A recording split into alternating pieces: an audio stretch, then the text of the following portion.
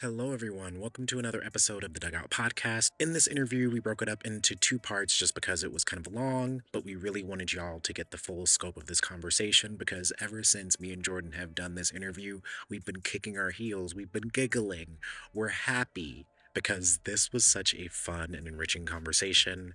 Among many things, in part one, we talk about Mutt's work as someone who has been engaged in revolutionary propaganda, who has been interested in unpacking Black anarchist histories and movements in the UK. We also talk about how they were radicalized by the racism they experienced growing up in England and Scotland. We talk about the fallacy of the notion of existing alongside community anti-organizationally, and we dig into a lot of different things related to being Black, related to being interested in media, related to racialization in Babylon. So this is just part one. So please enjoy this episode and stay tuned in the future for part two of this interview with Mutt of Muntjac. I heard your interview on Final Straw when a Black Autonomy Reader interview, and was just kind of like, whoa, across the pond, doing some of the same stuff, distro, anarchist, punk. This is a vibe in the archival space and world of like doing that. But yeah, I think a good introduction would be distroist, rebel, anarchist, named Mutt, writer, and editor now fully and completely. I mean, it's not something that you just jumped into for the project. You've probably been editing and doing some zine work for a while, which is one of the things we wanted to talk to you about. Yeah, how would you introduce yourself, Mutt? That's a great intro. I really appreciate that. It's the nicest thing anyone's ever given me an intro with. Introduce myself. I have been involved in the sort of like propaganda side of anarchism for like quite a while. My more recent ventures have really been based around creating like media that highlights like the not only the presence but the ideas and like the contributions that like Black radicals have made to the anarchist movement. But at the same time, I'm not also hyper focused on the anarchist movement as just anything I find interesting. For me, I'm always fascinated with the British legacy of like the Black squatters movement, which I'll have more about in the next volume of my book, and then things I'm writing myself, and like the history of POC anarchists elsewhere in like the world, largely involved in like a group called Muntjac, which I guess we'll talk about properly later. But we're trying to use our connections to create a sort of network of people in Britain who are not white and are anarchists, because there's not, we don't have the legacy that America has of tons of POC anarchist groups. We've only really had like maybe two ever, and it's kind of weird because Britain, has a massive anarchist movement, but for the longest time, it's chronically excluded people of color, or alienated them when they do join because of the whole like no war but class war thing. So yeah, to introduce myself properly, I'm really interested in the struggles of like people of color within the anarchist movement. I am one myself. I'm an anarchist, and obviously, like you said, come up with the punk movement, and through that, I really want to bring more people into a politics that actually offers them something, because we've all witnessed it in like the sort of POC radicalism space, where we're alienated from a politics. It doesn't mean we have to like submit ourselves to like Black inverted commas professional organizers who tell us, oh no, you can't do anything cool. You have to kind of like vote for us or whatever. And it's just, yeah, I'm possibly rambling here, so I'll stop. But yeah. Premise of this Yeah. show is me and Prince ramble a lot to each other, so we should do it online. Yeah. How would you describe your radicalization and like politicization process? Growing up in England and Scotland, I did really terribly in school, both in the sense that I didn't like enjoy learning anything. I found school is very alienating experience, and I also found like the racism of my peers and my community really alienating. And because of that, like that has always within me made me like reject a lot of the reject like the normal to British culture. Like I've always felt like I'm not part of it, and I've always rejected it. Like there's obviously like a liberatory thing these days of like Black British culture and like embracing the your position inside Babylon, as it were. But I'm not a massive fan on a personal level. I hate this country. Like hate I hate everything about it.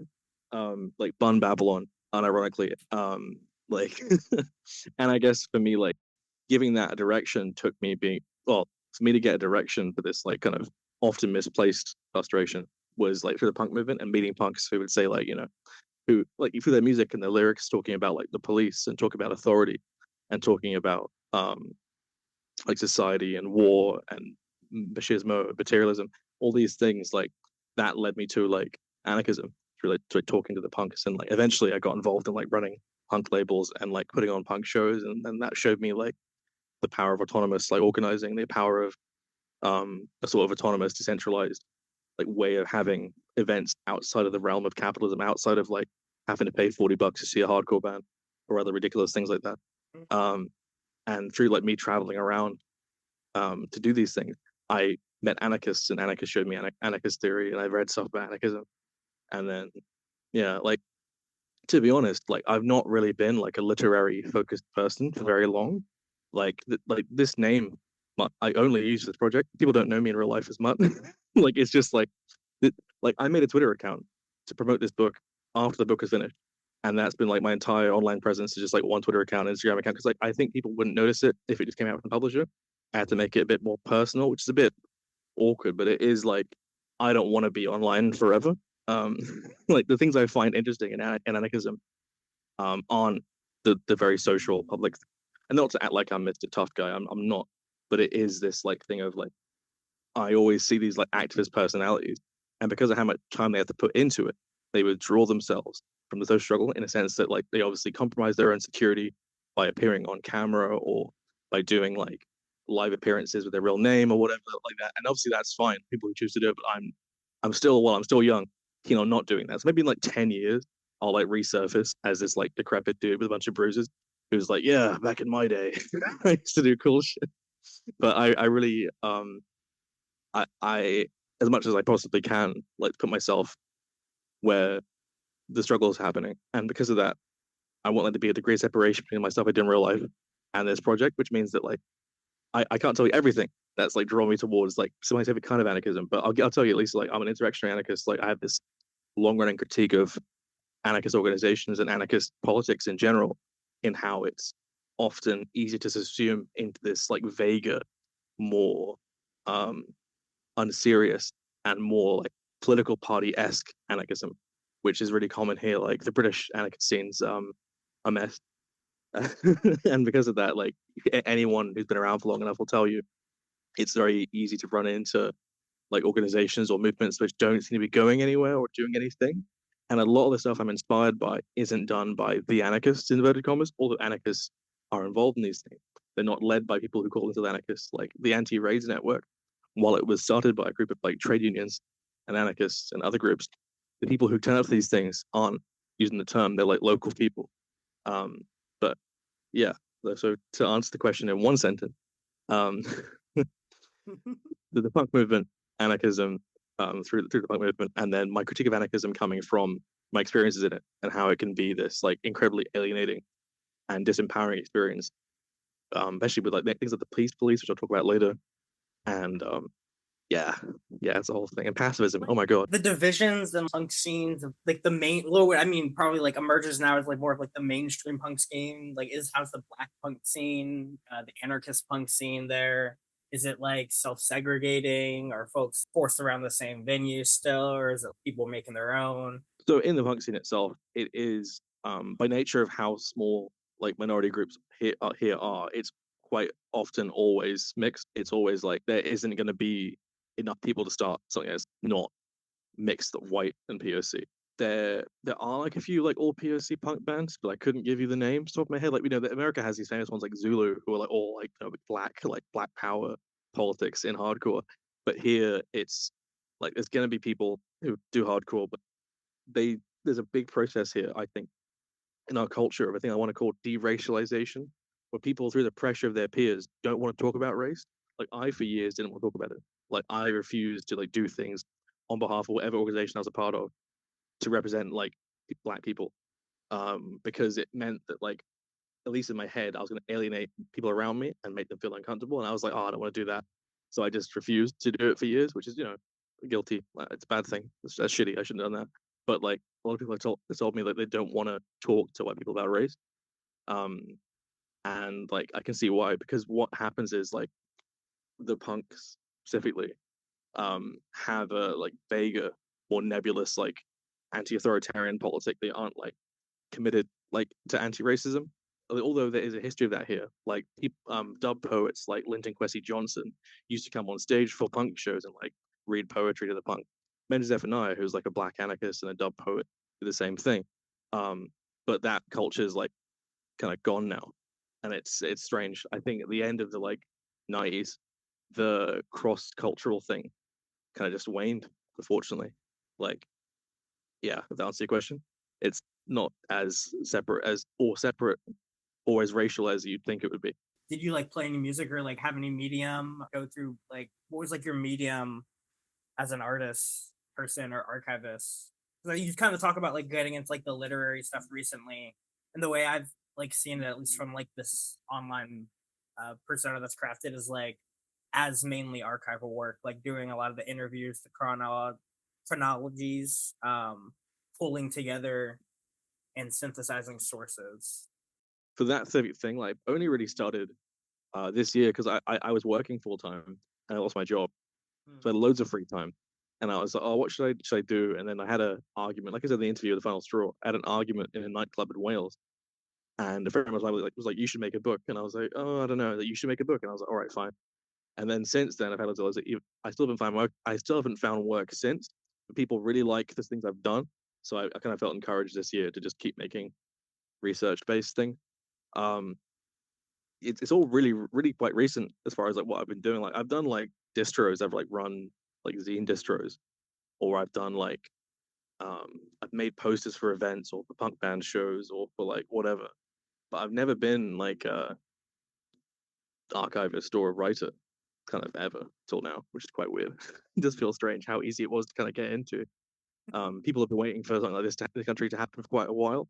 Like as far as I'm aware, it's the first book in Britain on the topic of black anarchism or black anti-state politics in Britain. Oh, So that's yeah, wild. it That's is quite wild. wild. Yeah, like we're literally like 40 years behind the US. Like the Dutch beat us to it. Like there's a group in the Netherlands. There's a group in the Netherlands called POC Bats. They're really cool. But they beat us to it by like 2 years. And I was Wow. like, yeah, like it's Britain's deracialization thing is like big. Um, in the reader itself, there's one piece by British black anarchists. Actually, there's like two or three actually. One is by a group of them. It's I can't remember what page number it is, but it's the piece by a group called Your Local Black Queers, and it's mistitled, which is a typo. But the actual title is called How to Deal with the Cost of Living Crisis, and it's a bunch of tips on how to shoplift, how to avoid paying transit fees. I'm looking this up right now. Yeah, no, I thought about for instance, it is I saw that one because you were talking about making a zine about shoplifting, and I think Yeah. It's necessary, like it really is, and it's by a group of people who used to be a public group in Britain. Well, at least has social media, and they were like a black squatters collective in London and Brixton, which is like a historic black neighborhood, which is getting gentrified still. But yeah, like, and there is that legacy of groups like this. But the thing is, they didn't use the word anarchism in their media, like at all, because of the whole like anarchism being known as a white movement and them not being welcome in it, to be honest. So like they got those envelopes, those zines, and just threw them at the white anarchists. They just threw them at them like, here you go, and then ran off. They didn't want to talk to anybody. So that's like the whole thing. Like it's separatism here politically is a massive thing. Like in Brixton, for example, in the '70s, there were white anarchist squads and then black squads, but they wouldn't ever share buildings. Like the 121 Center was opened by Olive Morris, which is this like big anarchist squad in Brixton. But like it was a separatist thing where the white anarchists came in after the black radicals left because it was like kind of the done thing at the time. And I don't think it's the same now because there are like mixed groups that have black people in them. Well, obviously, like, I've been in a few, and it's an awkward legacy because people are like reluctant to talk about it. There was one thing to this year I didn't actually get a chance to go to. There's a lecture at Black Anarchism in London at one point. I missed it, but like people are out there, and with the whole Muntjac thing, I want to give them like a thing to come and like talk their experiences on with. Um, but yeah, yeah. Yeah. I guess one thing I'm curious about, right? This question just came to me because in college for me, I got into the punk scene, the DIY scene, and then that's kind of where I also met like people I now understand to be anarchists. And then I moved after college and I started going to this anarchist or like leftist bookstore.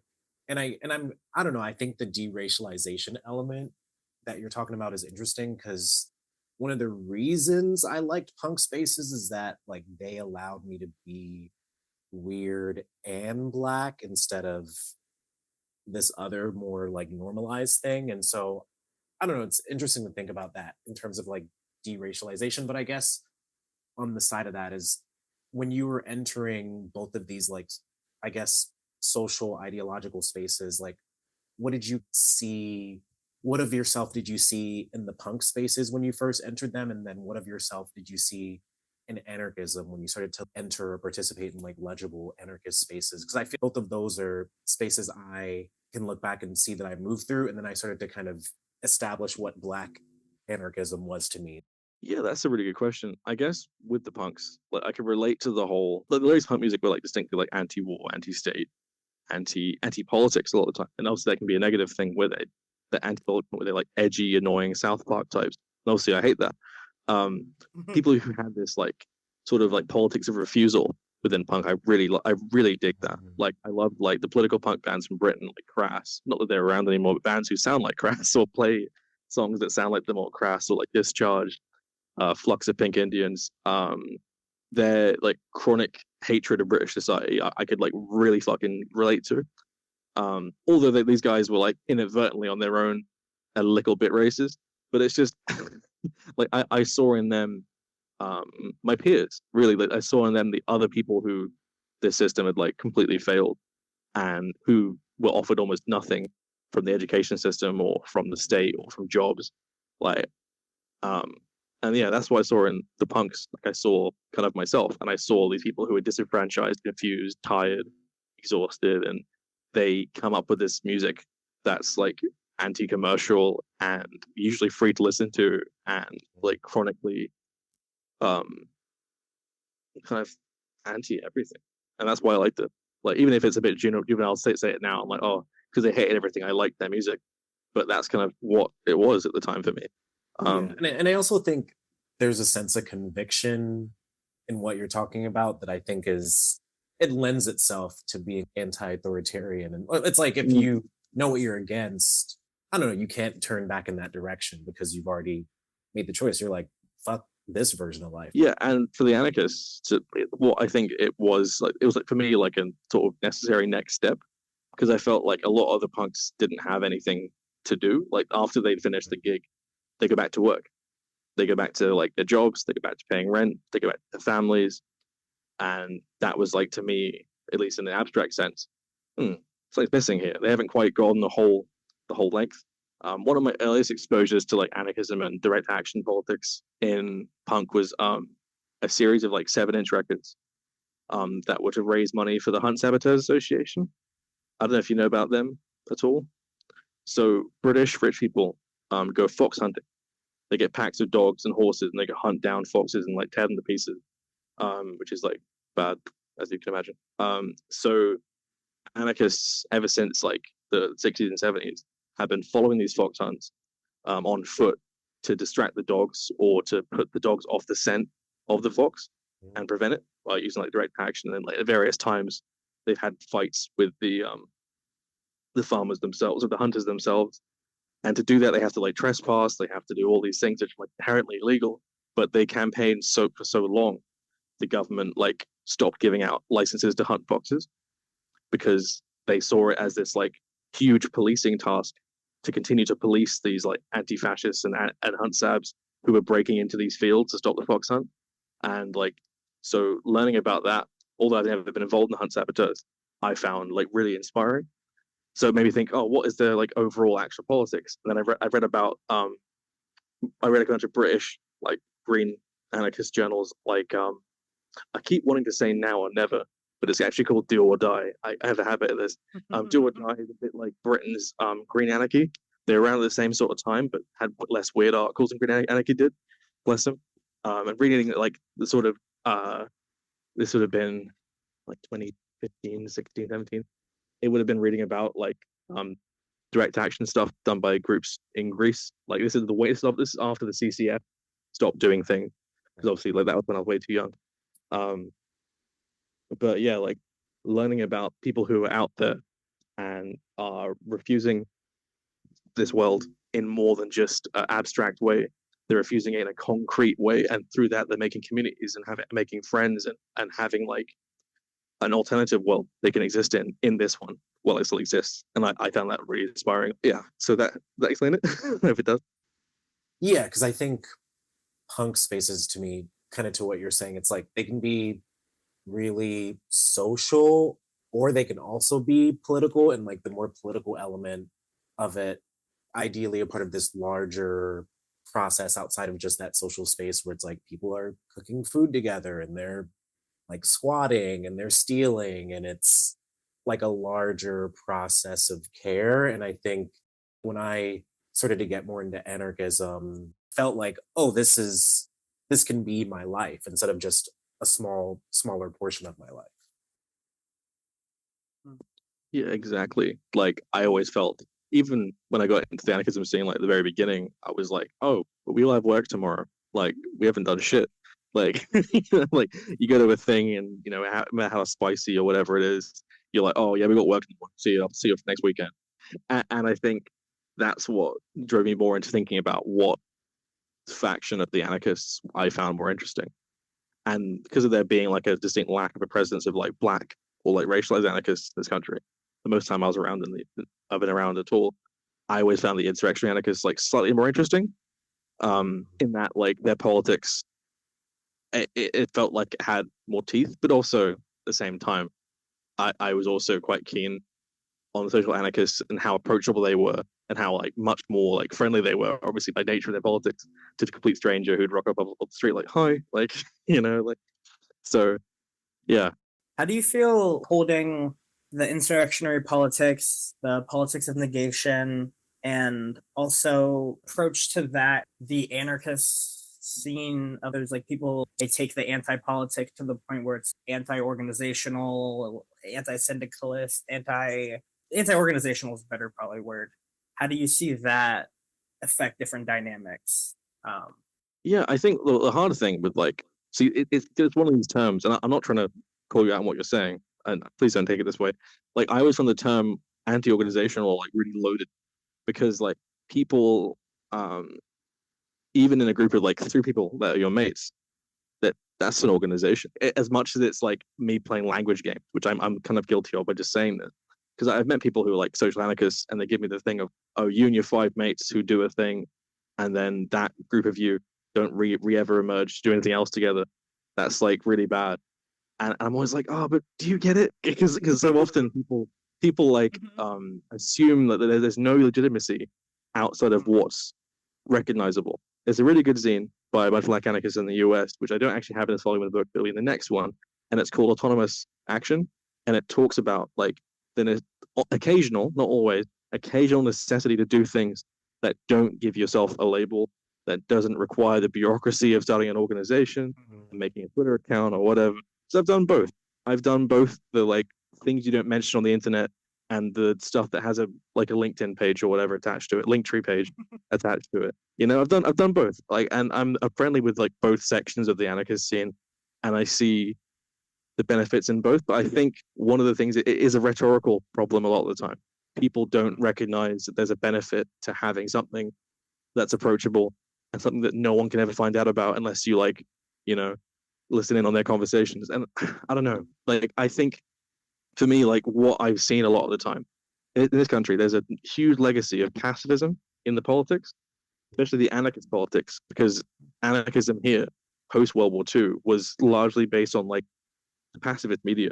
Like the pacifist writers were anarchists and they were war resisted, which is a good thing. Obviously, resisting war is good. Obviously, I'm not going to be like, oh, you should actually be a war. The whole thing of like war's bad, but pacifism and the politics of like you can't strike first is it's counterinsurgency, and it presents people with this problem where their peers are stopping them from acting, not the police, not the government, not the private security firms. It's other radicals who say, "Oh no, calm down," like like, and there's this constant appeal for calm, and it's this constant appeal of like a lot of younger activists here have fallen into the trap of joining groups whose actual intention is getting them arrested, like actual intention of going somewhere to willingly get arrested to like to like cost the government money, Groups like Extinction Rebellion, which I think are also in the US, they were really prolific here in the 2020s and the 2010s because people saw them doing stuff. So they'd go join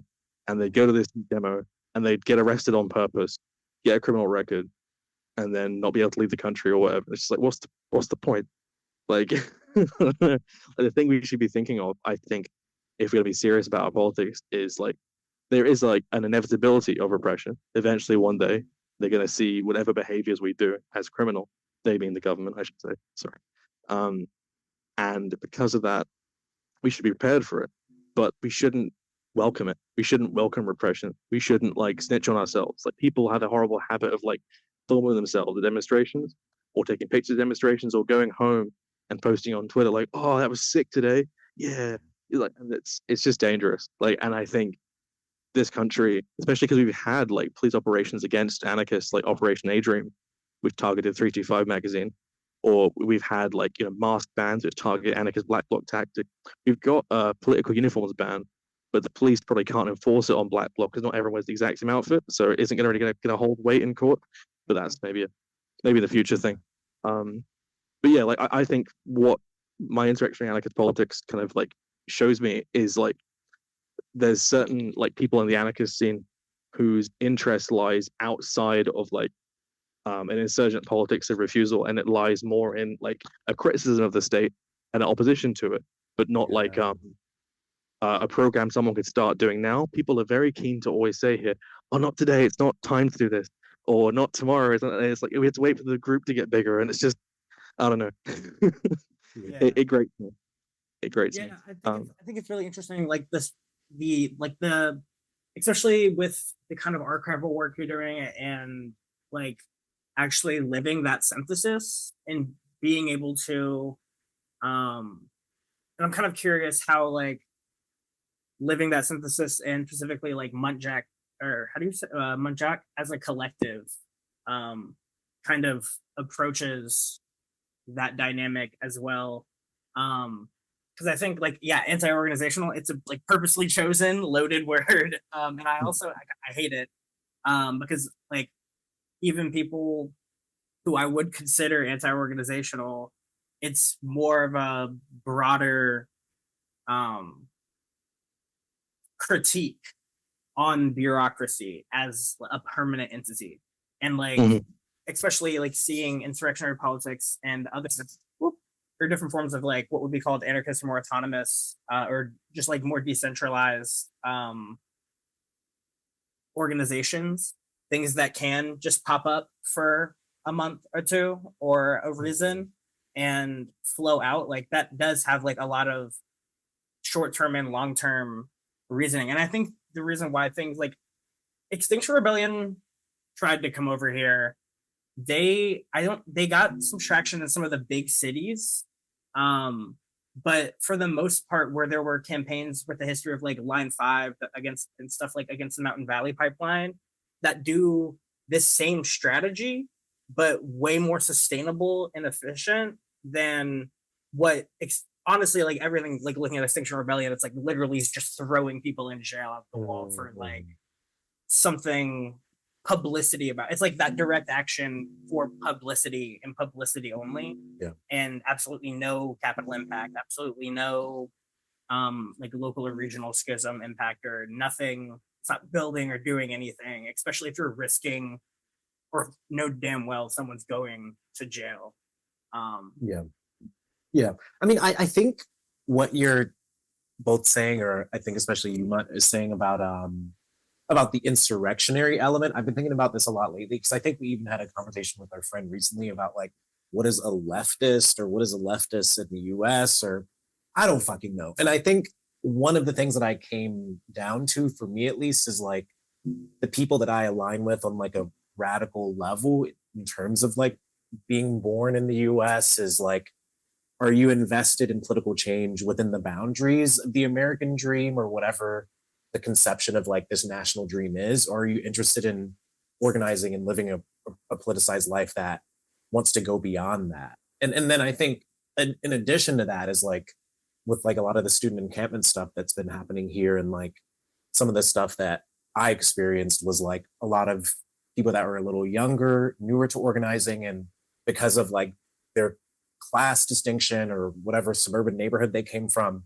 they had more trust in the state's capacity to like not do as much damage to us. And I guess when I look at like the larger kind of, I don't know, foundational thing about the American dream, and then like this relationship to trust with like the state or the police or what they tell you before an action, like I do think there is, yeah, like I think anarchism at its best, or like, I don't know, a socio-political organizing space at its best, it gets people to cross that line, or to like, I don't know, accept a life of antagonism against the state, which I guess can be considered like insurrectionary. I've never really thought of it exactly in that way, but I don't know. I just think it's interesting what holds people back and why, based on why. Because like, yeah, if you're a punk, you might think it's fun to go to shows and like drink malt liquor, but that doesn't mean you want to fucking end your country. I don't know. So it's just, it's interesting when I think about it in that way.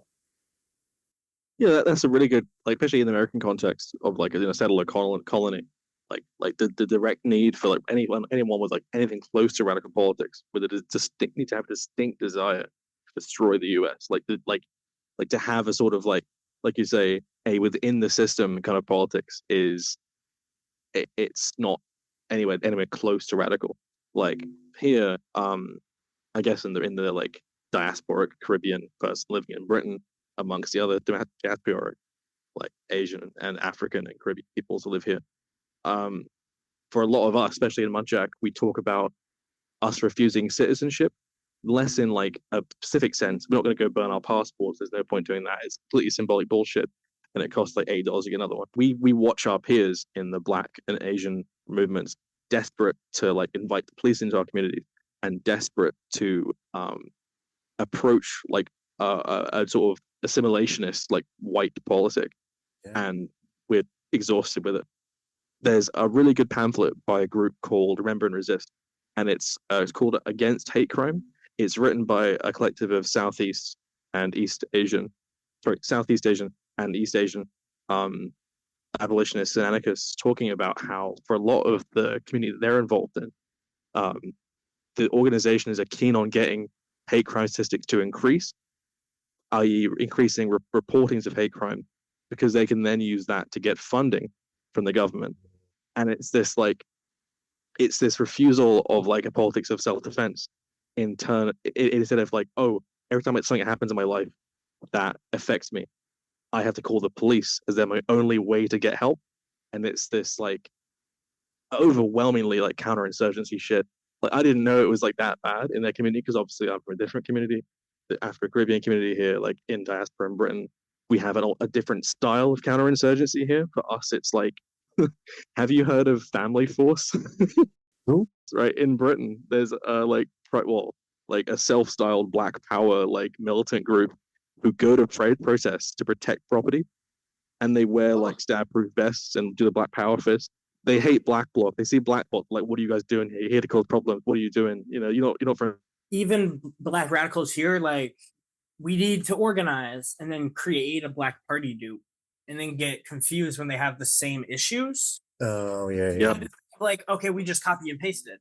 Yeah. And is that really doesn't work to like Exactly. allow for local context or historical context changing. Yeah. And I even think on like to your point about like groups or different backgrounds being segmented, when I think about the fact that my family came to the US and now I'm both an American citizen and tied to this country that had a decolonial struggle, and if I'm invested in what it took for my family's island to get free, like what is the next, there's all these different layers of like, what is your immigration journey, your nationality? But I think across all of that, there's also the question of through all of these different forms of immigration and displacement, what is our strategy moving forward on what we're up against, and how can we be militantly in solidarity with each other? I think that's something that the US encampment stuff here and like some of the failures of like the peace policing or caring too much about how the state would respond, to me it felt like a failed opportunity in that militant solidarity that like I think we should all kind of be reaching for. Yeah, like to go back just one like one paragraph to about Janina. Like, I love how Janina like said it. Like we can't do what they did. We can't create a Black Panther Party. We can't create, although there was a British Black Panther Party at the same time that was like straight up copying the American one, like almost word for word a lot of the time, in both ways, both the negative sense and the positive sense. We can't do it again. Like, the context is so different. We have to go forward to what you were saying, Prince. Like, there is this thing of a future program of us as the third generation or second generation immigrants, or like naturalized inverted commas citizen, is the rejection of the idea of our citizenship or our position in this society. No, citizenship is the word I want to reject. Ignore me. Sorry, our position in this society being revocable. The groups like the Anti-Raids Network, which is this like decentralized, autonomous, like anarchist inspired network of neighborhoods that watch out for immigration raids and watch out for immigration police, and reject the idea of people getting deported back to their real country, inverted commas, is an amazing like starting point. And the antagonisms around that network, and their like how hated they are by immigration police. Immigration police hate to see them coming because it's not the like black bloc radicals, it's the grandmas in that neighborhood, it's the students in that neighborhood, it's everyone. Like, you'll see it if it's on YouTube, it's on Twitter, you can look it up. Like someone I've from heard of this stuff a lot, and like especially in the UK and British area, I've like heard about and seen, like, I feel like there's a lot of media stuff around it too. And I think, yeah, I mean, that's something like we invoked when talking about like this whole like Trump and Project 2025, and they want to denaturalize us. And it's like, here's the history we can look on. Y'all ready to? Well, we've already been practicing de-arrest, so let's put some of that into some action. But what about, like, what does that look like at a community level?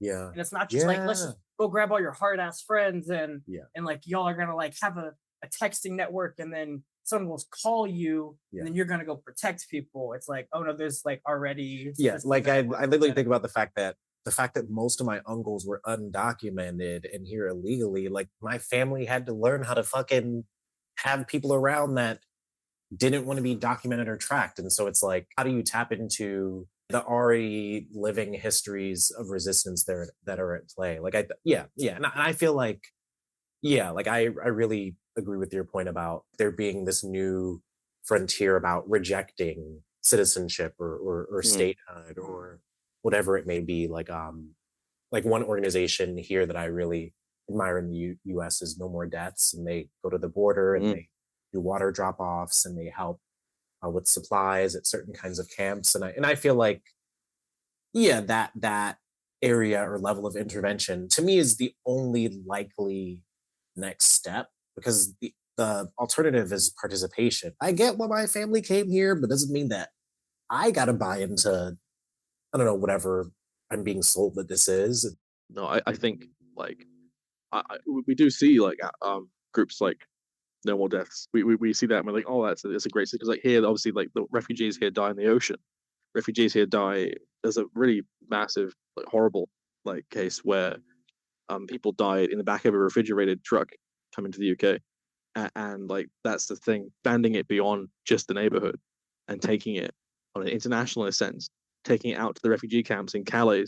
People come over to the UK from, taking it out to North Africa. People often depart to get here. Like, that's the future, the long-term strategy. The rejection of recognizing European borders as like anything legitimate or worth protecting. It's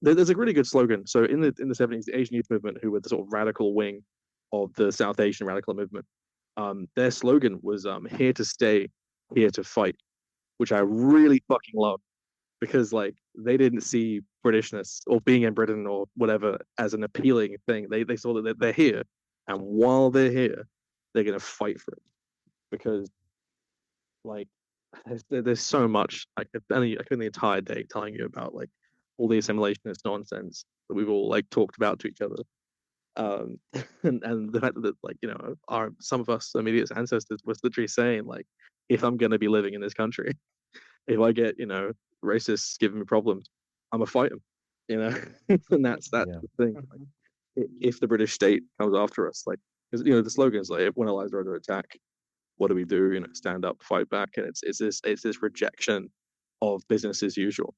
Following the murder of Mark Duggan in 2011 in August, there was a vigil in London, and a young black girl threw stones at the police, and the police came over and battered her with truncheons. And following that, it was the outbreak of Britain's biggest ever series of riots that crossed the entire country, from the entire England, from the south of England to the north, millions of pounds of damages, 5,000 arrests, a massive insurrection. And one rioter interviewed 325 magazine, and towards the end of what he said in the interview, he says, when they kill one of us, whole city should burn. And that's the thing. It's the recognition. Any poor person, whether it be a Romani person, it would be a South Asian, East Asian, a Southeast Asian, a black person. We have to recognize if they can kill one of us, they could kill any of us. And the real consequences and real holding them accountable, them being the state, is taking on their world and trashing it. I as much as it sounds me being a bit is that all you got to offer? That's the best shit we can be doing. When this stuff happened, is refusing the idea of static A to B broad daylight Saturday morning demonstration, rejecting the group statements we all sign or chant along to. My friend was telling me about there were protests in Chicago related to the U.S. encampment Palestine movement, and there was so much peace policing that there was this park that people were marching near. Fucking peace police marshals or whatever were trying to get everyone to chant out of the streets and into the park. Oh my god! Oh my god! Fell far. We fell far. Oh wow! And that's the thing. As anarchists, especially black and racialized anarchists, our challenge confronting this. It's the challenge is presenting our politics in a way that can't be peace policed, in having movements that don't happen at broad daylight with marshals, the ones that don't. The Palestine solidarity movement here, every single week, it's the largest demonstration in British history, over and over again, over and over. But there's no property damage. The Israeli embassy doesn't even get approached. But there's several arrests every single time. The groups like the Palestine Solidarity Campaign help people get arrested. There's a really horrible example of a very easy de-arrest of a lone cop grabbing someone, and these PSC marshals became human starfishes. They put their arms out and their legs out so no one could grab this kid getting arrested. For our politics to be serious, we have to reject business as usual politics with these paid organizers, these paid union officials. We have to confront it, and we have to have a real conversation about what utility these movements have. The most ironic thing I saw recently was to show an example of the cross-class nature of a lot of these solidarity campaigns run by ostensibly Trotskyist political parties. Because here, for the record, the big tankies here are Trots, not MLs. Just the record. Unlike the US, where it's the opposite, and Trots are the weird outsider guys.